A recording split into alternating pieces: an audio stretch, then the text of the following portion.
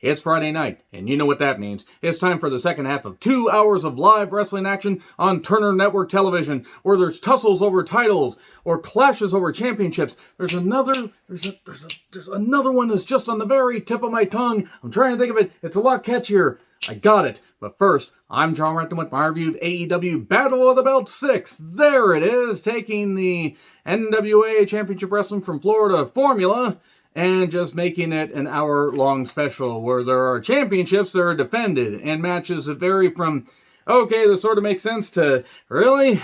Fucking really? Thought that was a good idea? Well, at least they made it live, and this happened immediately after Rampage, which was also live. So, Orange Cassidy with the Best Friends took on Dralistico with Rush 10, or whatever the hell his goddamn name is now, and G.I. Jose the assistant. The AEW International Championship. Dralistico is apparently the brother of Rush and Dragon Lee. And I look forward to seeing what he can do on AEW programming when he faces an actual wrestler. There are people that like Orange Cassidy. I don't. I'm sick of it. Same as it ever was. Same as it ever was. Orange Cassidy wins with the Orange Punch. Also, during this, everybody involved outside just fought off. They fought off down, up the ramp and down the back and hopefully into a goddamn wood chipper. I don't goddamn know. Oh, so formulaic and ridiculous. Speaking of which, Orange Cassidy won. Lexi Nair is with Mark Briscoe. Oh, by the way, before that, we had a House of Black pre-tape. Clearly a pre-tape because Julia Hart, who had just finished beating Anna Jay, was all dressed to the nines, like Julia Taker, Stevie Nicks, whatever. And she was there with Malachi, and Buddy is challenging Orange Cassidy. That match is going to be happening next week on Dynamite. And then Lexi is with Mark Briscoe. Jay Lethal says, hey, I respect you. You didn't disappoint anybody. We all love you. There's strength in numbers. Sure, I'll team up with you. Mark says to Lethal. Then Team TNA shows up. Good God. Good goddamn shit. Well, nevertheless, if it gets Mark Briscoe on television more and he gets to show what he can do and he can continue to honor his brother Jay, I'm all for it. Jesus Christ, Layla Gray, my God, she looked great. But she is in the corner of Jade, defending the title against Billy Starks. Okay, I'm done. Against Billy Starks. 18-year-old Billy Starks, who has taken the wrestling world by storm. She even competed at an indie show that was actually part of a now-defunct promotion that used to run in Everett that I had to miss, unfortunately. Disappointed. Would like to have seen, what all the talk was about, because there was already talk about her when she showed up at that show about a year and a half ago. Still in school. I think she's got to be just finishing up school at this point, I would think. But you know what? She even wrestled in Japan, I believe, for TJPW. You can see that she does have some good instincts. It is a TBS championship match. I have not been the biggest fan of Jade in the ring. She looks good. She has, obviously, very freakish athletic ability. But as far as having a long match, that being said, this probably was the best match on the goddamn show as far as effort and as far as telling a story. But still, this went a bit long for a Jade match. They really would have been better off cutting a few minutes off of the opening match and off of the main event. By God, off of the main event.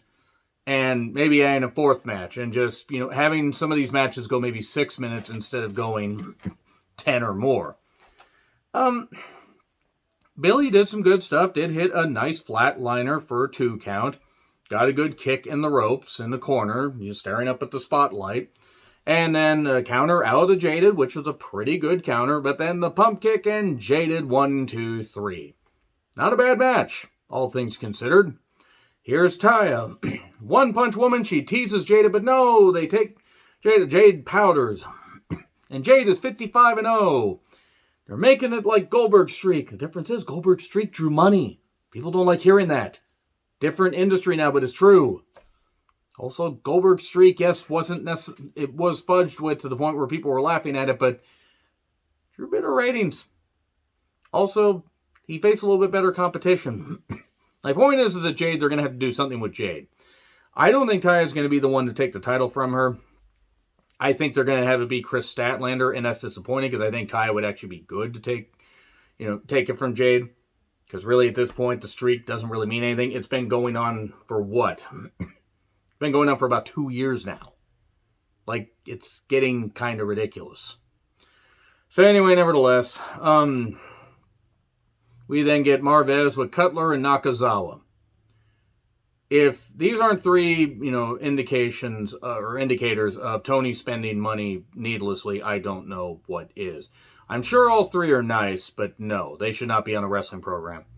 It's funny that Cutler calls the Blackpool Combat Club bullies when his friends are the Bucks, who are insufferable douchebag bullies that certainly like to throw their weight around like they've actually meant anything to the wrestling industry and not just their little club of, goons and everything.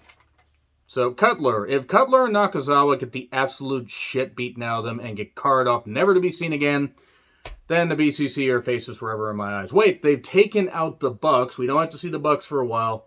And they beat up Don Callis. So they're already faces forever. Dynamite, by the way, Keith Lee versus Jericho, Darby versus Swerve, Mox and Claudio versus Cutler and Nakazawa, Orange Cassidy and Buddy. Caprice Coleman joins commentary.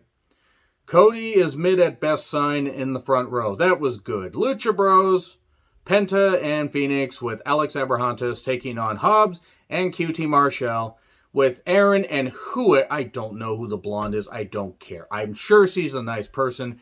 No business being on a wrestling program. This QT TV stuff is stupid. Tony Khan will pay for his crimes for this. QT being allowed to wrestle on a mainstream wrestling broadcast, on a cable broadcast in 2023. Come on, Tony. Stop it. Like Tony's going to watch this. Just seriously. Like, God fucking damn it. AEW has a real chance to do some great things and has done some great things. Has put on some great shows. Has been able to put on some pretty good pay-per-views, even if they go a little bit long. And then shit like this makes them seem like a bad episode of Thunder. The Lucha Bros won with a bunch of shenanigans. Thankfully, they pinned QT. Get QT off of my goddamn television. There you go. That's your battle of the belts, folks. Battle of the belts, whatever. Anyway, agree, disagree, what I said. Like, share, subscribe, Twitter handle in the description. I'm John Rickman. I'll see you soon.